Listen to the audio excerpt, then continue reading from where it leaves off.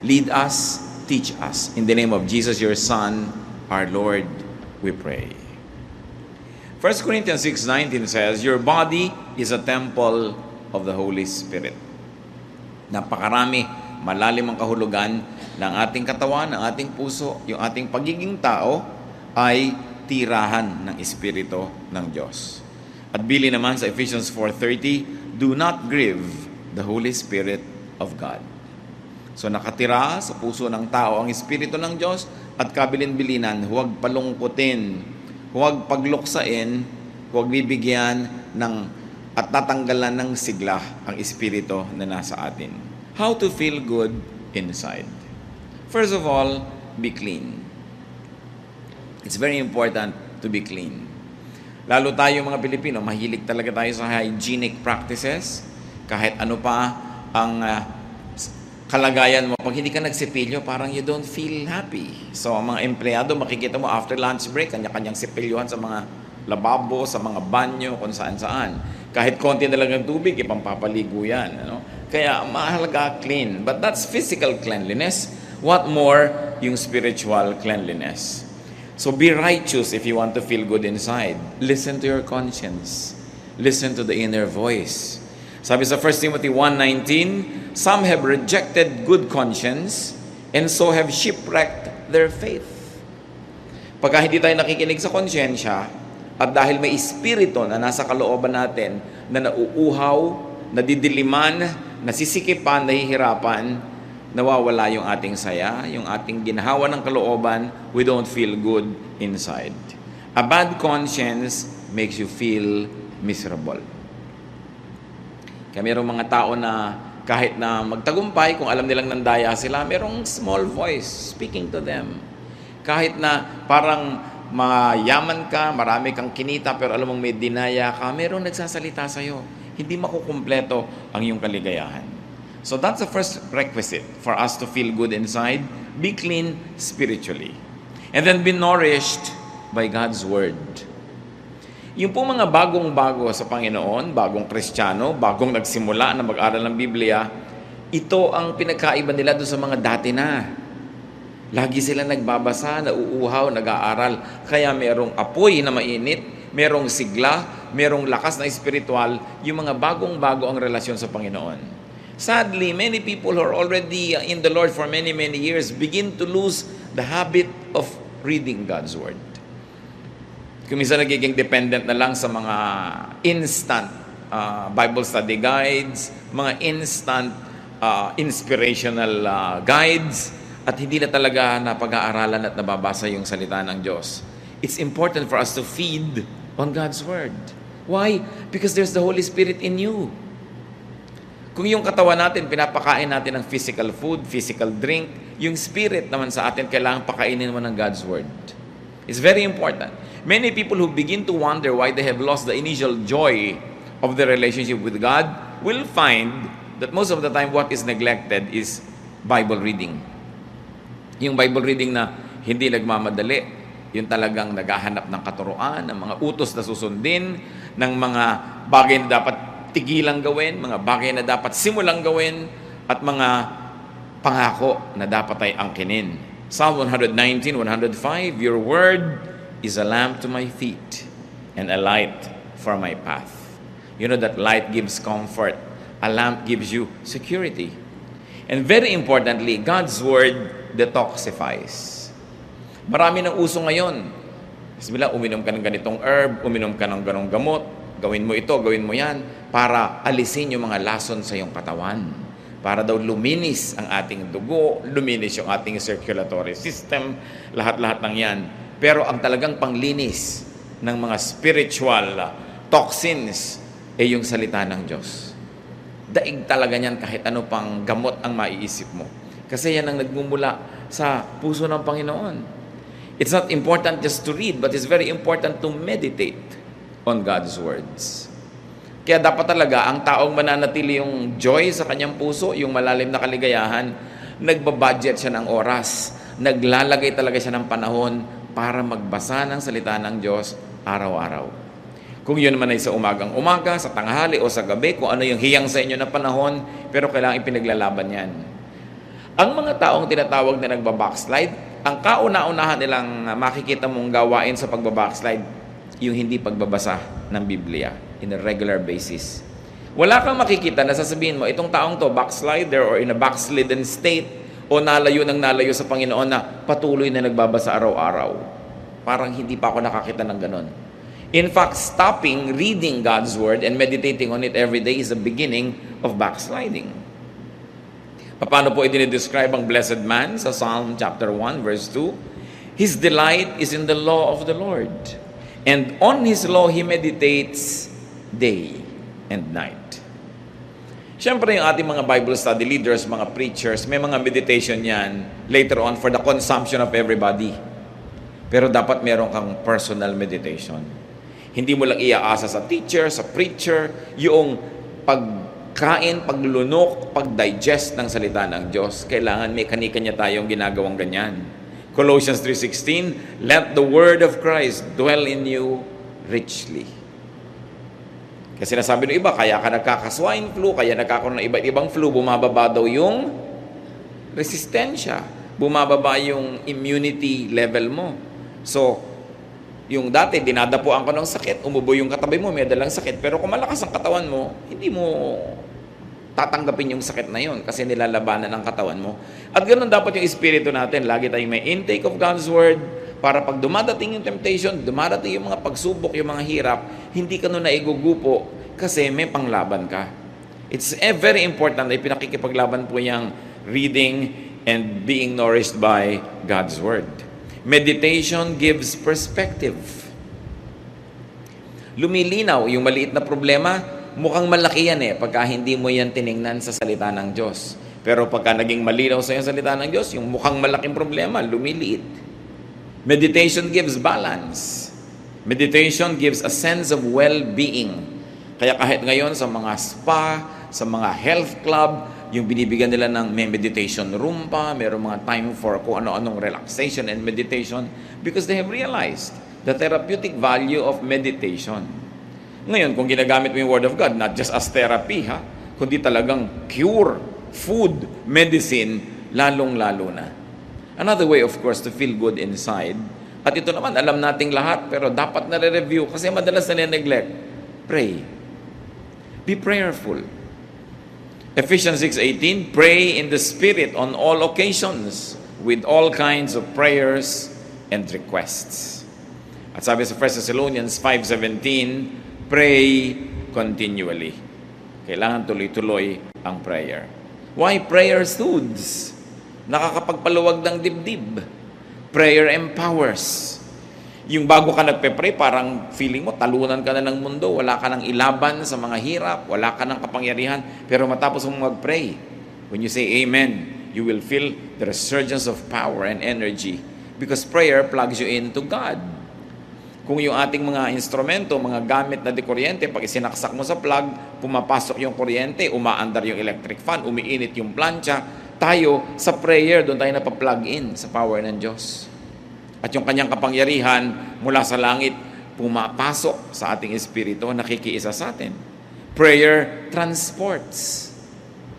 Kahit ikaw ay nasa isang place of misery, when you close your eyes and pray, and your spirit is with God, you suddenly find yourself to be in a garden that's quiet, or by a poolside, or in a refreshing greenery, because prayer transports. Prayer allows us to transcend physical limitations. Prayer, naturally, of course, transforms. Dapat ang tao, pag ganito yung kalagayan niya, tas nag-pray siya, pag dilat ng mata niya, pag sabi niya ng amen, hindi na ganun yung kalagayan niya, naiba na siya. Yun ang powerful prayer. Galit na galit ka kanina, nag-pray ka, kahit sandali, pinag-pray mo na alisin ng Diyos ang iyong galit, matuto kang magpatawad, matuto kang magtiis. Pag dilat ng mata mo, dapat hindi ka na kasing ganun kagalit. Kasi talagang ang tunay na panalangin, nagpapabago. Talagang maiiba yung pati physical makeup mo. According to researches, yung mga matataas ang presyon, magpe-pray sila, magme-meditate. Pagkatapos ng ilang minuto, kukuhanan uli ng blood pressure, bumababa, nare-relax. Makapangyarihan ng panalangin. Hindi natin kayang maunawaan, so magdasal na lang tayo. Hindi na aarok ng siyensya hanggang ngayon yung hiwaga ng panalangin. Pero ang nananalangin mismo ang nakakaalam nun. Kaya magtataka ka yung mga iba. Mananampalataya, may daladalang Biblia, sinasabi Kristiyano sila, pero warrior. Laging nagwo-worry. Pero ang kasabihan nga, why worry when you can pray? Nagwo-worry ka, baka ka magutom bukas, ano magagawa mo? Mag-pray ka. Nagwo-worry ka tungkol sa mahal mo sa buhay na ang layo-layo, baka nasa panganib. Kaya mo ba siyang iligtas? Nandito ka. So you pray. Why worry when you can pray? Why continue feeling negative when you can come to God in prayer and ask that God soothes you, comforts you, and that God changes your disposition? Prayer makes you feel good inside.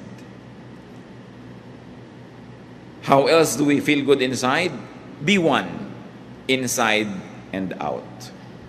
Eliminate, minimize contradictions within you. Dapat pag nakangiti ang labi mo sa isang tao, pati puso mo nakangiti talaga sa kanya.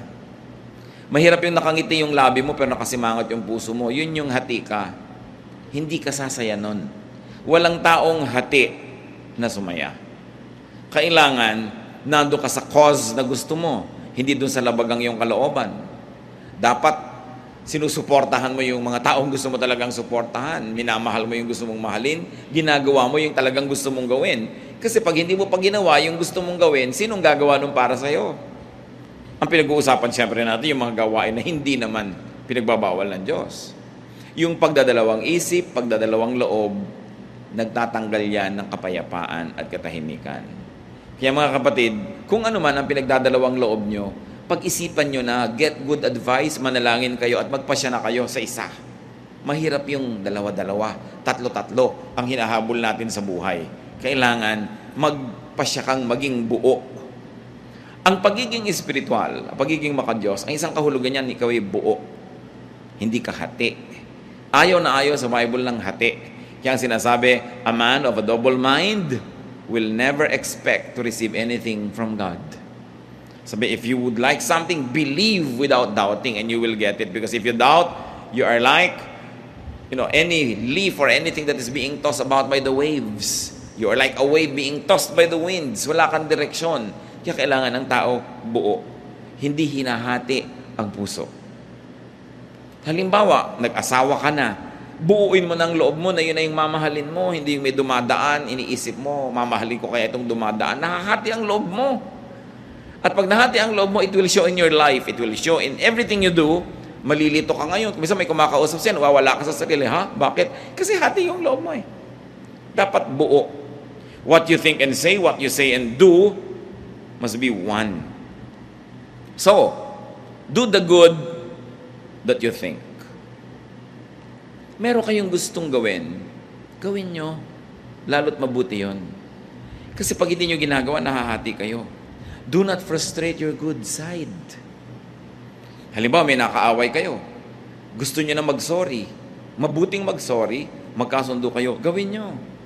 Hindi yung pinipigil kayo ng pride. Nahahati kayo. There's a part of you na gusto nyo gawin yung tama. Merong humihila sa inyo na huwag mo gawin yung tama kasi yung pride mo, paano naman, huwag mo mukha kakawawa, etc. etc. Hati. Hindi sasaya ang isang taong hati. Ikaw man at biyanan, may manugang ka, tanggapin mo na naging anak mo na rin yan. Kasi kung dalawang loob ka, tatanggapin ko ba o hindi? So may mga araw na natutuwa ka sa kanya, may araw na hindi, may araw na ang sungit-sungit mo, may araw na sweet ka naman, kasi hati. You've got to decide. And there are things you don't even have to decide about. We just have to accept them. Katulad ng sinasabi ko, biyanan mo, manugang mo, tatanggapin mo na yan, wala ka ng choice. Bakit mo palilituhin ang sarili mo kung magiging devoted ka ba, mamahalin mo ba, papadalhan mo ba ng ulam, susuportahan mo ba? Gawin mo na lang yung tama kasi laging may nagtatalo sa kalooban natin. Yung maganda at yung hindi maganda. Kailangan pa ba naman nating ipaliwanag na yung maganda ang siya nating gawin? Sabi ng Panginoon sa Matthew 12:25, Jesus said, every kingdom divided against itself will be ruined. And every city or household divided against itself will not stand. Kung ang isang kaharian na hati ay matutumba, kung ang isang bahay na hati ay guguho, ano ang mangyayari sa isang puso na hati? Kaya dapat hindi hinahati ang puso. Huwag na nating lilituhin ang ating mga sarili. At kabaligtaran ng do the good that you want to do, bakit natin pinag-uusapan to? Marami pong tao, alam nila yung magandang gawin, gusto nilang gawin, pero may pumipigil sa kanila. Mga tatay, gusto nila halimbawa akbayan yung anak nilang lalaki na maging tender and nice sila sa anak nila, pero hindi, this is not the macho thing to do. So, pinipigil yung paggawa ng mabuti. Why? It's good. Hindi mo naman laging pwedeng yakapin yung anak mo, hindi naman laging available. So, why not do it? Marami din mga anak gusto mag-express ng pagmamahal nila sa parents nila, hindi ma-express. Pero sa kaibigan, ang dali-dali mag-express. Pero yun lamang, yayakap ka sa magulang mo, magkikis ka, hirap na hirap ka rin. Bakit? Maganda naman yun. Huwag hatiin. And do not do the bad that you do not want to do. Alam naman natin yung masama, alam natin ayaw natin gawin, pero madalas nagagawa. Romans 7:19, for what I do is not the good I want to do. No. The evil I do not want to do, this I keep on doing. Sabi ni Paul. Ako na nga, sabi, ito yung gusto kong gawin na mabuti, hindi ko nagagawa. At yung ayaw kong gawin na masama, yun na lang ang madalas na nagagawa ko. Hati. Dapat hindi ganon. Walang taong sasaya paghati siya. Meron pa pong isang nagpapasaya ng kalooban. Again, premise on the fact that the Holy Spirit of God resides in us, that we were created in God's image. You want to be happy inside, you want to feel good inside, be noble. Nourish your nobility, your greatness. Nourish your God-likeness. Genesis 1:27, so God created man in His own image. Ang ating wangis, wangis ng Diyos. Ang espiritu natin, espiritu ng Diyos na ibinigay sa atin. Ginawa tayo upang maging mahalaga, mataas ang uri. Psalm 139 verse 14, I praise you because I am fearfully and wonderfully made. Romans 8:29, for those God foreknew, He also predestined to be conformed to the likeness of His Son.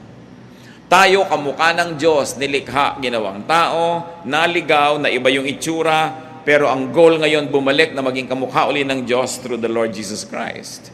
So ano ang purpose ng buhay? Maging kamukha uli ng Diyos. Maging kapareho ng Diyos ang isip, ang puso, ang gawain. At ang tao, pinakamasaya, pagka yung kanyang wangis, yung gawa niya, yung sitwasyon niya sa buhay, malapit sa wangis ng Diyos.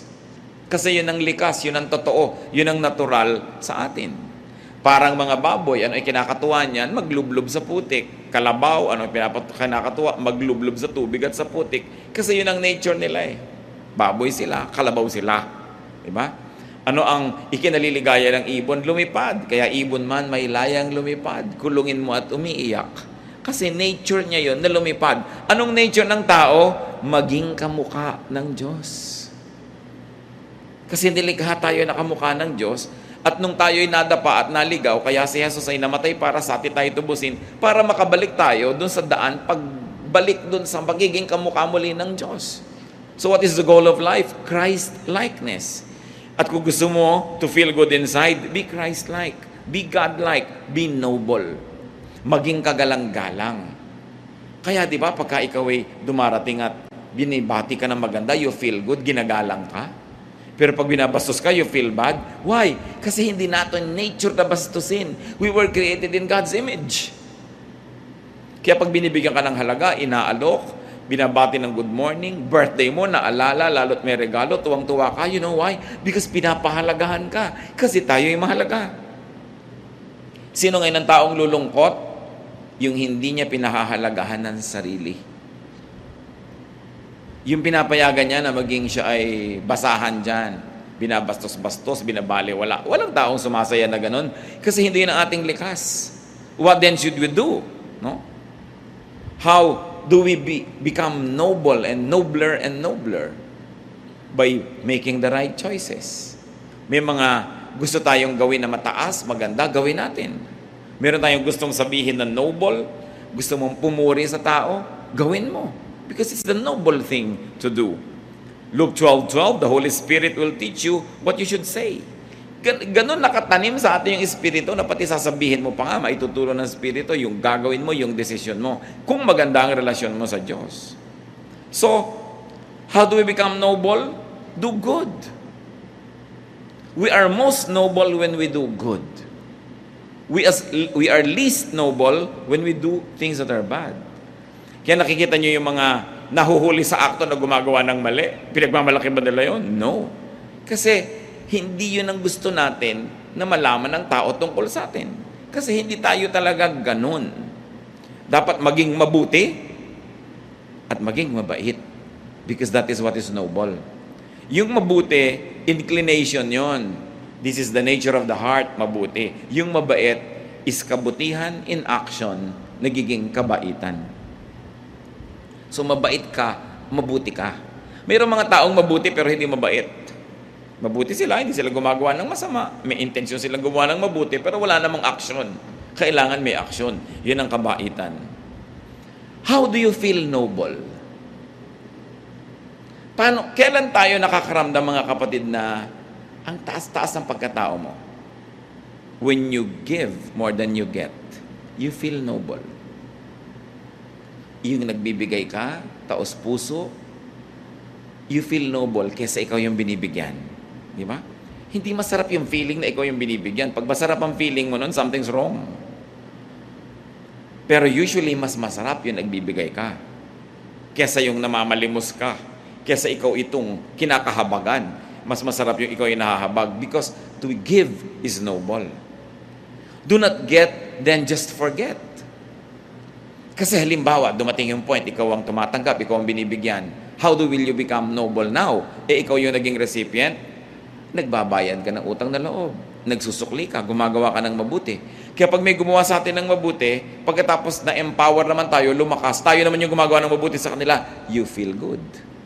Because it's your nature to feel good that way. You want to feel noble, give more than you get. Give more than you receive. Do not just get and forget. Pagka kayo hingi lang ng hingi, kuha ng kuha, tapos hindi tayo marunong magsukli, gumawa ng mabuti, yung konsyensya nyo, binabagabag din kayo. You will not feel good. Hanggang hindi kayo nagsusukli ng kabutihan. Do not receive what you cannot reciprocate. Mga babae, nililigawan kayo, o ngayon kahit lalaki, naliligawan na rin. No? So, ang mangyayari, huwag kayong tanggap ng binibigay sa inyo kung wala naman pala kayong pagtingin. Hindi nyo naman pala susuklian ng isang kindat o isang holding hand o isang yakap. Wala pala kayong balak isukli o ipalit. Huwag yung tanggapin. Because that is not the noble thing to do. It's important to be noble. And nobility has nothing to do with wealth.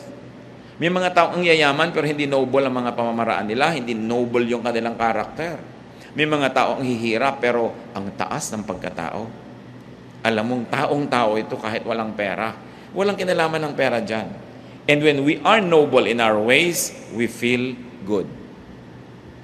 Another way to feel good inside, be classy. Dapat class act. Hindi ko sinabing maging mahal ang damit mo, maging expensive yung taste mo, pero may class ka. What do you mean? Do not do not say, do not think what makes you appear or feel cheap. Meron na ba kayong nagawa na sabi na pagkatapos na nagsisisi kayo dahil nagmukha kayong mumurahin, huwag niyong gagawin yun. No? Halimbawa, gusto mo yung isang tao pero ayaw sa'yo, huwag mong ipagdut-dutan ang sarili mo kasi magiging cheap ka. Yung tuwing dadaan siya doon, nandun ka nakakalat. Yung pupunta sa room na yun, nandun ka. Yung parang wala ka nang ginawa kundi planuhin siya abangan. It's cheap. No? Do not appear and do not feel cheap. Lalo ikaw babae, hindi ka naman pinapansin. Ikaw pa tong laging nakakalat dyan. You know, it's cheap. It will not make you feel good. Magkakaroon ka lang ng immediate pleasure dahil napagbigyan mo yung hilig mo. Pero pag nananahimik ka na at nag-iisa, ang feeling mo, bumaba ang pagkatao mo. You want to be happy inside? Be classy. Beware of addictive things and addictive habits. Lahat ng bagay na nakaka-addict, nakakapagpa-cheap. Nakita niyo mga ibang tao na antitino, ang gaganda ng behavior, nung naging drug dependent, pati sariling nanay ninanakawan, sariling anak ninanakawan, kasi naging addict. Addicts compromise and degrade themselves just to get a fix. Kaya maraming antitinong babae nung naging drug dependent, pati katawan ay pinagbibili sa murang halaga, makakuha lang ng kailangan niyang gamot. Addiction cheapens people. Kahit anong addiction yon. Addict ka halimbawa sa sugal. Addict ka halimbawa sa isang uri ng pagkain. All kinds of addictions. Kaya ang isang message ni Lord Jesus Christ is freedom. Sabi, moderate yourself, moderate your lifestyle that you do not become dependent on anything or anyone. Sabi ni Paul, we have learned to be content in whatever situation. Sa init at lamig, sa gutom at busog, sa meron at wala. Sabi ganon, natututo kami maging kontento. Because anything that you will desire can become your master. And to have a master, no matter what, basta hindi ang Panginoon yon, can cheapen anybody. So do not degrade yourself. Isang payo sa mga umiibig, kung talagang ayaw sa inyo, wala kayong magagawa para kayo magustuhan. Habang nandiyan kayo at nagpipilit, lalo lang kayong nakakaayawan.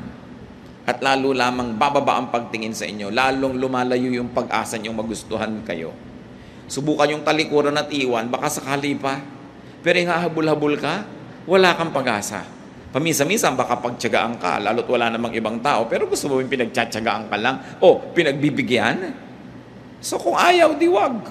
If you don't like me, we both lose. Dapat ganun ang policy mo.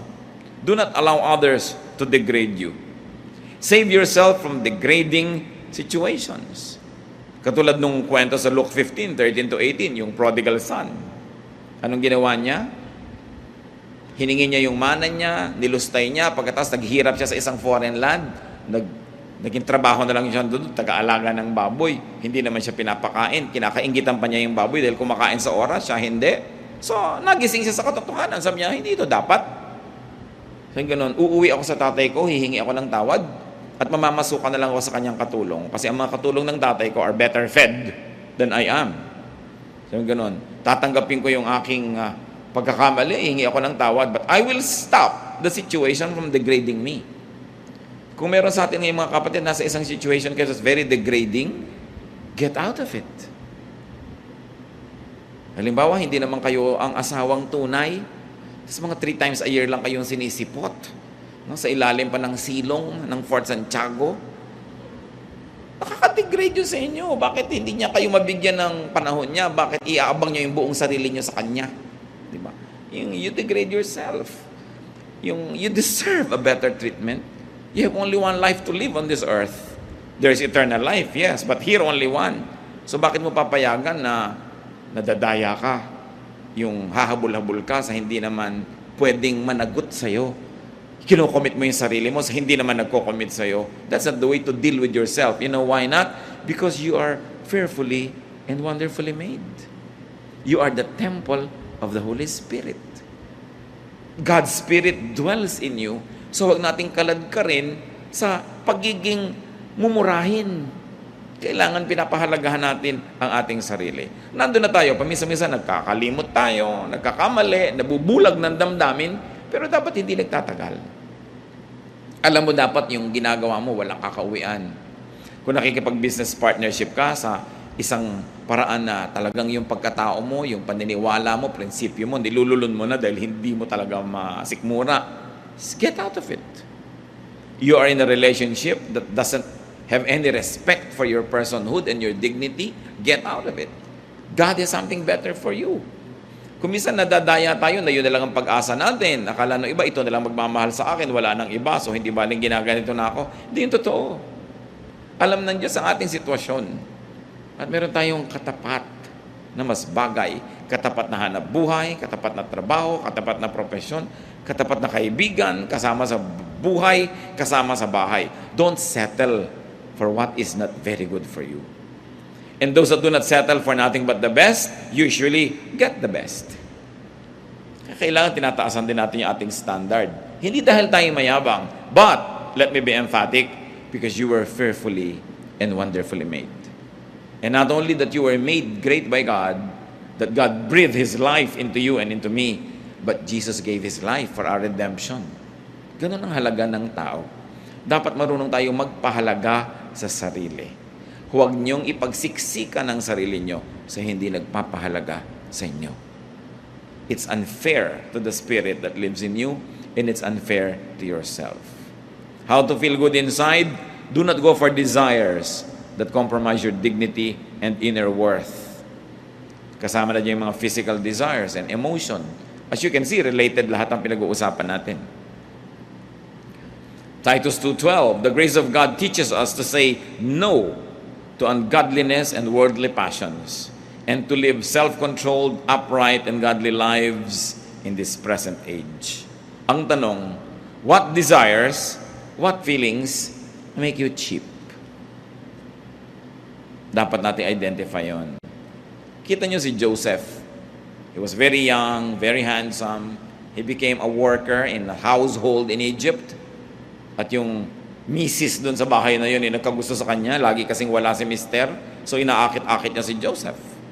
Genesis 39, 6-8. Now Joseph was well built and handsome, and after a while his master's wife took notice of Joseph and said, "Come to bed with me." But he refused. Kita ninyo si Mrs. Potiphar was refused by a slave boy.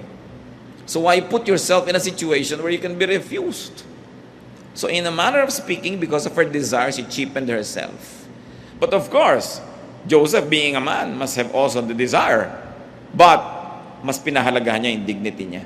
Tsaka yung relasyon niya sa Diyos. Sabi niya, how can I do this and sin against God? No? So hindi niya pinatulan itong nang-aakit sa kanya. Sa Luke 4:3-8, ganyan din ang nangyari sa Panginoon. Inaakit ni Satanas na sumamba sa kanya, bibigay ko to sa'yo, bibigay ko to sa'yo, bibigay ko to sa'yo. Sabi ni Lord, get behind me, leave me. God says that I should not. To paraphrase what happened. So, kung ikaw naalok ng isang bagay na gusto mo at hindi mo na isip-isip na sa paghahangad mo sa bagay na yon, bababa ang kalagayan mo, madadaya ka nga. Kaya nagsisimula tayo mga kapatid sa mataas na pagtingin sa sarili.